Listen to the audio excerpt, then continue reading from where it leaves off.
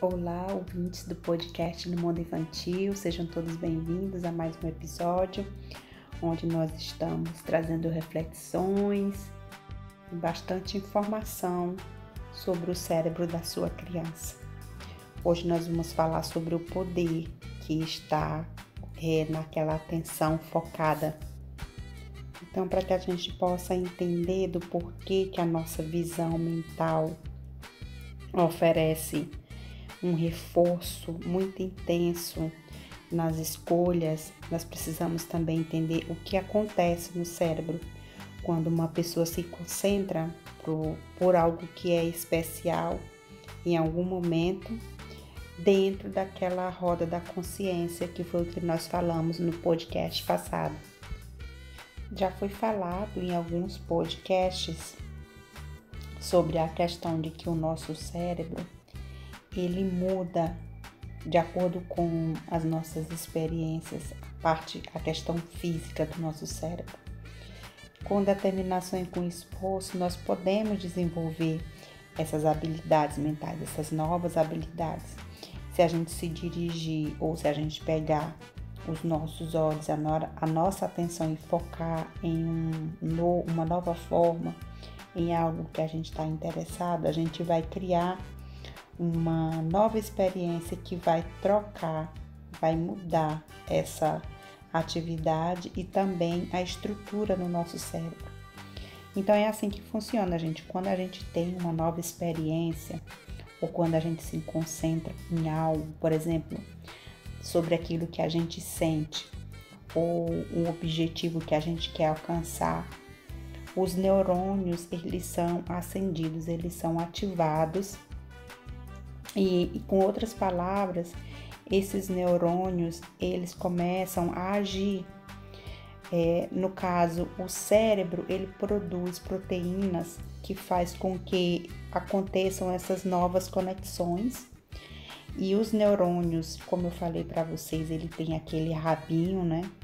Aquele rabinho se une com o outro rabinho, a outra pontinha dele, e aí eles são ativados e acontece uma reunião reforçada. E esse termo, essa atividade de quando esses neurônios se unem ativados pela proteína, é chamado de neuroplasticidade. Se vocês forem pesquisar na internet, vocês vão achar muitos vídeos interessantes e muita informação interessante sobre a neuroplasticidade, que é aí a formação, o desenvolvimento do cérebro. Essa funcionalidade que o cérebro tem, essa facilidade que o cérebro tem de mudar, de crescer, de se desenvolver. E essa neuroplasticidade, ela está totalmente ligada à forma de como a gente vivencia o nosso dia a dia, também sobre tudo aquilo que a gente dá atenção, para onde nós colocamos os nossos olhos. Essa conexão neural é criado através de quando a gente dá atenção, como eu falei, e ela faz uma mudança na forma de como a gente reage e de como a gente interage pelo mundo ao nosso redor. Então, tudo aquilo que a gente treina e pratica pode ser uma habilidade, e esse estado de espírito, ele vem a ser também um traço de personalidade.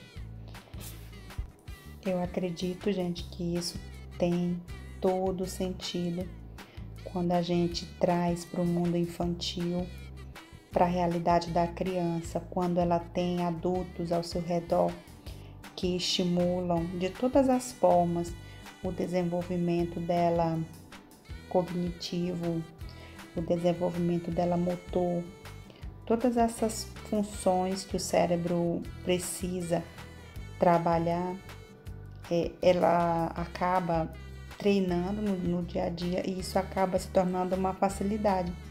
Então, aquela forma de como a criança experiencia tudo aquilo que ela vive, ela vai criando dentro dela esse estado de espírito, essa condição de buscar coisas novas, de aprender coisas novas.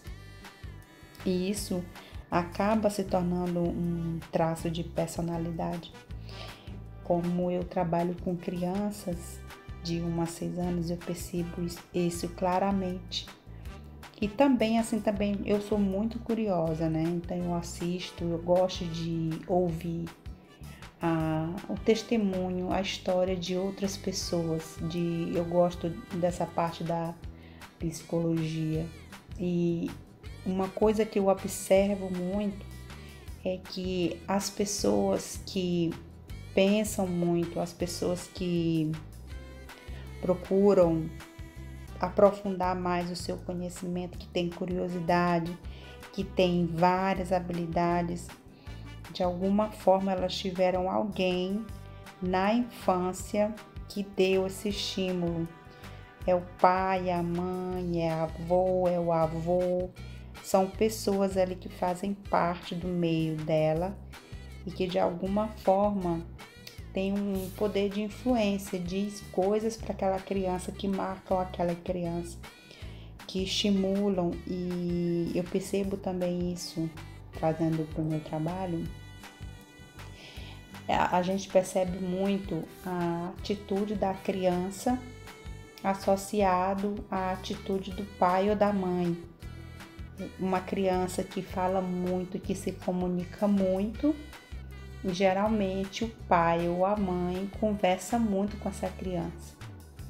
E tem a criança que é caladinha, que às vezes alguns falam que ela é tímida. E aí eu percebo no pai ou na mãe também essa carência de comunicação, uma deficiência de comunicação.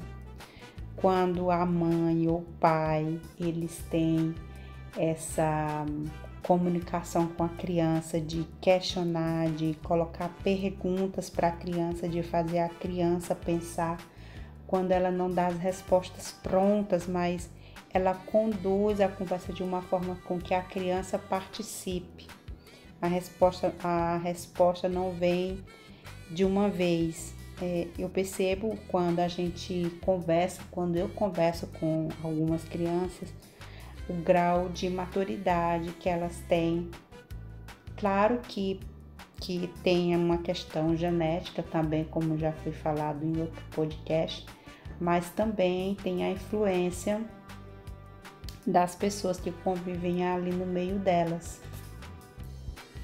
Existem, gente, inclusive, evidências científicas de que uma atenção focada faz com que o cérebro ele acaba se transformando, não renovando, mas ele acaba ali se adequando, criando novas formas, porque os estímulos são muito intensos entre os neurônios e essa neuroplasticidade acontece. Então, se por exemplo a gente for fazer o escaneamento, se a gente fosse tirar a foto de um violinista, do cérebro de um violinista, a gente vai encontrar na área do córtex, que conduz a mão esquerda dele, essa parte do córtex ela vai ficar maior, dramaticamente maior, porque essa mão esquerda é que tem que colocar todo o esforço exatamente para que aconteça ali uma velocidade maior para tocar o violino. Quando eu falo em córtex, o córtex é aquela parte, a camada mais externa do cérebro, e o córtex é onde está todo o processamento neural, todos os neurônios, como foi falado, como eu já expliquei para vocês no podcast anterior. E é lá que acontece também as funções mais complexas do nosso cérebro, como a memória, a nossa atenção, a nossa consciência, a nossa linguagem e a nossa percepção. E vocês lembram que a gente falou em algum podcast sobre o hipocampo? Em alguns. Eles falam aqui no livro que outros estudos mostram que o hipocampo, que tem aquela memória espacial, né, e a capacidade de orientação, eles perceberam que, por exemplo, os motoristas de táxi têm essa parte do hipocampo mais desenvolvida, maior do que as outras pessoas que não têm, que não ativam tanto essa parte da memória espacial e da capacidade de orientação. Então, gente, algo para vocês lembrarem é que a estrutura física do cérebro, ela é mudada dependendo de onde a gente coloca a nossa atenção e do que a gente faz, do que a gente pratica, para que aquilo que a gente queira que aconteça de acordo com o nosso treino. Agora a gente vai para uma parte didática, a parte de uma história, para que a gente traga esse entendimento de uma maneira bem simples. Os autores citam um menino de 6 anos, o nome dele é Fritjof, e ele tinha um medo assim descontrolável de ventilador de teto. Mesmo que os pais dele mostrassem que o ventilador estava bem seguro, preso lá no teto, eles não podiam entender de onde vinha todo aquele medo do Fritjof. Toda a parte racional e lógica do cérebro do Fritjof acabava sendo raptada de medo lá do andar inferior, como nós já falamos em outros podcasts. E ele às vezes ele nem conseguia dormir, ele ficava acordado e preocupado e pensando sobre o que aconteceria se aqueles parafusos se soltassem e se o ventilador caísse em cima dele, o que aconteceria com ele, o que aconteceria com os brinquedos dele. Porém, os pais do Fritjof, eles já conheciam sobre a visão mental, eles sabiam de como era importante e eles também tinham conhecimento sobre a roda da consciência. Então, o que eles fizeram foi mostrar pro Fritjof essa questão de todos os pensamentos que estavam presos ali no aro e que a atenção dessa criança estava focada para lá, para todos aqueles pensamentos que ele tinha. E os parentes dele, os pais, ajudaram ele a voltar para o centro, para onde ele estava. E depois que eles fizeram isso, que eles escreveram ao redor, como já fui falando antes, né? Quando eles escreveram na roda, todos os pensamentos que o Fritjof tinha, que eu vou ler agora, que era, por exemplo, o ventilador vai cair, eu posso relaxar o meu corpo, eu tenho que pescar com meu pai, o meu pai e a minha mãe não vai me permitir com que eu me machuque. Eu fiz uma caverna hoje, eu estou com sono. Então eram vários pensamentos misturados, desorganizados, que causavam essa sensação de medo e de insegurança no Fritjof. Quando eles escreveram isso no papel, o Fritjof começou a perceber que a atenção dele estava focado nas sensações físicas e ele começou a sentir aquelas mesmas sensações que ele tinha, por exemplo, preocupação no peito, os músculos contraídos nos braços, nas pernas, no rosto. E quando ele viu o desenho, ele começou a entender que a atenção dele estava focada para algo que estava desconcentrando ele, tirando a atenção dele. Então ele começou a voltar todo esse olhar dele para as coisas que acalmavam ele. ele começou, por exemplo, a pensar que os pais dele sempre iam proteger ele, que nunca permitir que ele dormisse embaixo do ventilador, se o ventilador caísse ou pudesse machucar ele. Ou então ele começou a focar na memória sobre como era divertido quando ele tinha um dia de fazer uma caverna lá no quintal da casa dele. Ele poderia também focar naquela tensão que ele sentia no corpo e trazer fotos ou memórias para que ele pudesse relaxar. Os autores até colocam aqui entre parênteses que eles vão falar mais na frente sobre essa técnica, né, de trazer para fora as fotos internas para que a gente possa fazer esse relaxamento. Mas o Fritjof, ele também gosta de pescar, então ele trouxe para fora uma foto de quando ele estava sentado no barco com o pai dele. Então, tudo isso acontece sobre uma consciência, né? No caso, a roda da consciência.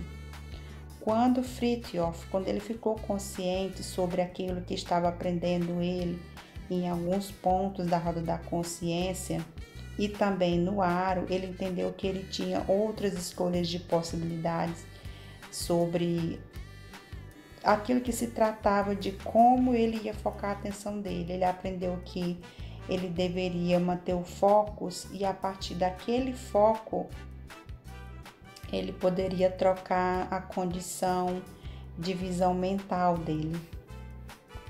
Por que é importante que a criança já comece a treinar essa questão da visão mental e do foco dela quando ela tiver uma necessidade de trabalhar algo dentro dela? Porque quando, no caso do Fritjof, segundo os autores, né? Quando ele entendeu esse princípio, quando ele treinou essa concentração dele para outras partes ali do aro, os neurônios dele foram ativados no cérebro dele de uma nova forma que fez novas conexões para outras células nervosas. Quando a criança treina esse foco, quando você escreve no papel, na roda da consciência, tudo aquilo que a criança está sentindo, todos os pensamentos dela, e você começa a ajudar a criança a focar a visão mental dela para outras partes, o que acontece é que essa estrutura do cérebro é mudada. A criança, ela não fica somente, ela não aprende somente a focar, desfocar daquela área que está causando problema e focar em outras partes importantes. Ela não aprende não somente isso, mas também no futuro, em situações de medo, de pensamentos obsessivos também, né? Insegurança, por exemplo, quando a criança vai fazer uma apresentação na escola, quando ela fica nervosa, quando ela vai dormir na casa de algum amigo, né? Aquela situação de insegurança mesmo, de medo. É muito interessante para os pais, para os cuidadores, para as pessoas que convivem com crianças, entender e poder trabalhar essa questão da visão mental, porque você acaba entendendo como funciona esse poder, essa força de integração entre o cérebro, como acontece e de como isso trabalha na vida da criança. É fascinante também quando a gente começa a entender sobre como a gente pode usar o cérebro para ter um controle sobre a nossa vida ou sobre a vida da criança.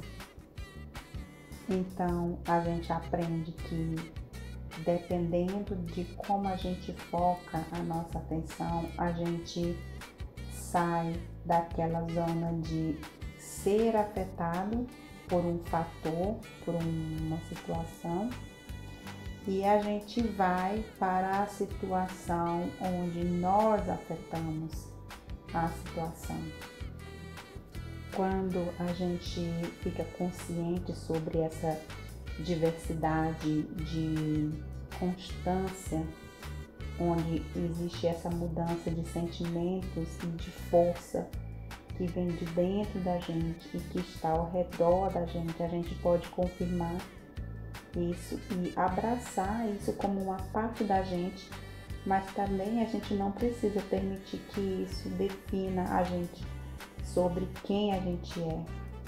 Essa roda da consciência é muito interessante que a gente tente praticar, porque a gente pode trocar o nosso foco para outros pontos ali que estão na roda e ao mesmo tempo a gente não é mais ali um sacrifício para as forças que estão ali acima do nosso controle, mas a gente passa a ser um membro ativo no processo para decidir também, para afetar sobre como a gente pensa e como a gente sente. Essa atitude também faz com que a criança, no caso aqui, ela comece a focar mais na parte do regulamento do próprio corpo dela e da forma de pensar. E também pode fazer com que a criança tenha uma mudança na forma de como ela experiencia as situações diferentes na vida dela. Vai ser menos controle daquela memória implícita e ali daquela parte inferior do cérebro, porque a visão mental dela vai ajudar ela a viver de uma forma otimizada e vai levar para uma integração do cérebro. Aí é que vem, gente, a pergunta que não quer calar, né? Mas e se a criança ficar preso ali na roda da consciência, naquela parte ali do aro, e se ela não quiser voltar para o centro de uma forma, com outras palavras, né? Como que a gente vai conseguir pegar todas essas partes da criança, porque ela está tão presa ali naquela condição especial.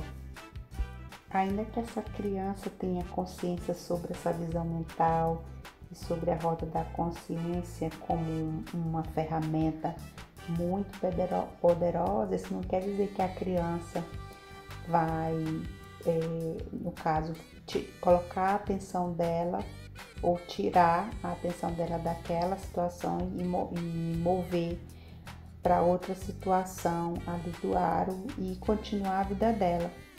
Então, como é que a gente pode, a nossa criança, a fazer uma integração melhor entre todas essas partes de si mesma, sem ficar presa naquela situação do aro que está limitando ela? Como é que a gente pode ajudar essa criança a desenvolver a visão mental dela, que ela vai, no caso, ter mais um controle sobre a vida dela? E é aqui que os autores introduzem a interação do cérebro, a estratégia número 8, que tem como título Permita as nuvens de emoções seguirem, continuarem a soprar, ensina a sua criança que os sentimentos vêm e vão.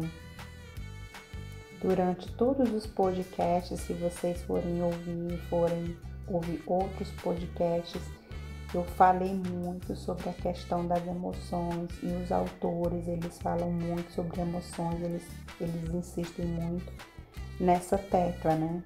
E eles agora estão repetindo novamente, no caso, a forma de como a criança lida com a emoção dela, não com o sentimento, mas com a emoção, né? E aqui nesse caso, quando a criança não quer sair dessa situação que é desconfortável para ela, que está causando algum problema, quando ela não sai daquele ponto ali na roda da consciência e volta para o centro, então a gente começa a introduzir para a criança ou falar para ela que os sentimentos, as emoções vão e vão. Então, essas emoções, elas são algo que existem em nós em algum momento, mas ela não é uma personalidade que nunca pode ser trocada. E é muito importante que a criança aprenda sobre as suas emoções e entendam elas. Os autores até fazem uma comparação aqui, uma metáfora, as emoções são como o tempo ou como o clima, né? A chuva é algo real que a gente ficaria louco se a gente fosse para fora e começasse a fazer de conta que não estava chovendo, mas que a gente estava ali tomando banho. Mas ao mesmo tempo a gente também seria um pouco louco se a gente não tivesse o sol para brilhar de novo. Então a gente precisa ajudar a criança a entender que as emoções, elas são como nuvens que sopram adiante, que as pessoas, elas não podem sentir tristeza ou raiva, ficarem magoadas, se sentirem sozinhas pelo resto da vida. Não podem não, que as pessoas não precisam se sentir assim, né? Mas quando a criança estiver se sentindo assim, que é difícil para elas entenderem que nem sempre elas vão sofrer. E é muito importante, gente, que a gente lembre que se é difícil para a gente como adulto ter essa perspectiva longa sobre uma emoção, imagine uma criança pequena. Eu vou ler para vocês agora uma historinha que eles usam muito aqui no livro Historinhas, de uma forma didática, estabelecendo um diálogo. E no primeiro quadro, ele está falando, em vez de você negar ou de você dispensar, vamos ver o que acontece. Um adulto sentado ao lado de uma criança, a criança está chorando e aí o adulto fala para ela que pena que o Jesper rasgou o seu desenho, mas não fique triste porque você pode desenhar um novo na escola amanhã. Então isso é muito comum, né, gente, pra gente como adulto, quando a gente tem uma criança ali no nosso meio, que a criança tá triste, não tem problema, isso você resolve de novo, você já dá logo a solução para a criança, né? Você não trata ali da emoção da criança primeiro, do que ela tá pensando, porque naquele momento a mente dela tá um turbilhão, ela tá pensando numa série de coisas e a gente foca só no resultado final, a gente não estabelece perguntas, não introduz uma conversa com a criança, mas a gente já dá a solução. Então foi o caso desse exemplo aqui, né? A pessoa só falou para ela, não fique triste, porque amanhã você vai desenhar um novo desenho na escola. Então, ao invés de você fazer isso, o segundo quadro, a segunda opção é que você tente ensinar a sua criança sobre a emoção, que você fale para ela que a emoção vem e vai. Então, a segunda opção, que os autores consideram a forma correta, é o adulto está ao lado da criança, a criança está chorando e o adulto fala para ela, né? Que pena que o Jesper rasgou o seu lindo desenho que você fez na escola. Agora você está se sentindo que talvez você não queira saber dele, que o Jesper é o amigo dela, né? Da menina. Então ele começou, ele entendeu, ele mostrou para ela que ele estava vendo que o desenho estava rasgado, mas ele foi primeiro direto na emoção dela, daquilo que ela estava sentindo. E ele conduziu aquela criança a colocar para fora o que ela estava pensando, né? Que foi quando ele falou que talvez aquela criança, essa menina, ela não queria saber do amigo do Jesper, porque foi o Jesper que rasgou o desenho dela. E aí ela fala, não, eu não quero saber do Jesper.